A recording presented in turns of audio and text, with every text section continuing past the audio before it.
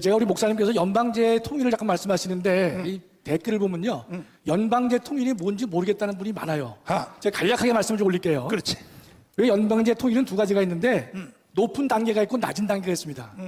높은 단계는 이미 폐지가 됐지만 높은 단계는 뭔가 하면 남한과 북한이 연방제를 하는데 조건이 뭐냐? 주한미군 철수, 그다음에 국가보안법 폐지 이거를 먼저 한 다음에 남북한 연방을 하자라고 하는 게 높은 단계 연방제이고 북한이 주장하는 고려 연방제가 여기에 해당합니다. 그러나 이것은 조금도 먹힐 수가 없는 것이죠. 그래서 북한이 바로 방향을 바꾸는 것이 낮은 단계 연방제를 주장하는 것입니다.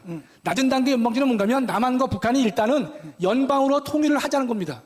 통일하게 되면 어떤 결과가 나오겠죠? 두 가지인데 첫째는 국가보안법이 존재할 필요가 없는 것입니다.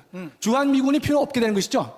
북한이 노리는 것은 바로 그겁니다. 남한과 북한이 연방제로 통일한 다음에 진정한 통일 방안은 상위 그룹에서 정하지만은 우리가 우려하는 것은 그랬을 경우에 통일이 됐으니까 연방제 국가가 됐기 때문에 주한미군이 필요 없게 되는 것입니다. 국가보안법이 필요 없게 되는 것이에요.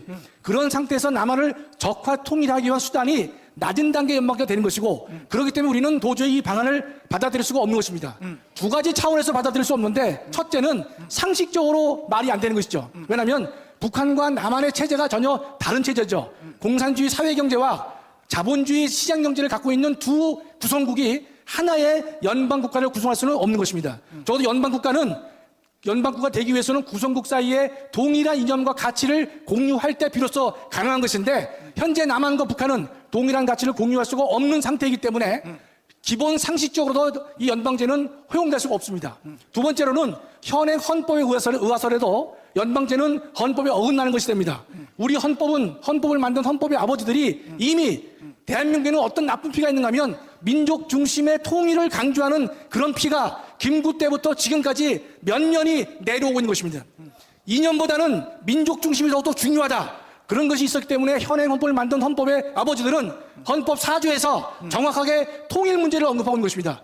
뭐냐? 대한민국은 통일을 지향하는 것을 원칙으로 하지만 통일의 결과는 자유민주주의에 입각한 통일일 것을 헌법은 강하게 요구하고 있기 때문에 낮은 단계의 연방제라는 것은 현행 헌법과 정면으로 모순되는 그러한 방안인데도 불구하고 3대 대통령이 국민을 속이고 그 다음에 이 낮은 단계 연방제를 추진해왔고 지금도 그런 물결이 흐르고 있기 때문에 대한민국의 헌법의 정면으로 반하는 것인데 아직까지도 이 문제에 대해서 정면으로 잘못됐다라고 하는 주장이 별로 없습니다. 자유통일당에서만 특히 전가훈 목사님께서만 낮은 단계 연방제가 대한민국이 지향해야 될 나라 통일 형태가 아닌 것이고 헌법에 어긋나는 것이다라고 목놓아 부르시고 계시는데 반드시 자유통일당의 모든 사람들은 자유통일이 대한민국의 통일의 형태가 될 것이지 연방제는 될 수가 없다는 사실을 다시 한번 여러분께 강조하지 않을 수가 없습니다.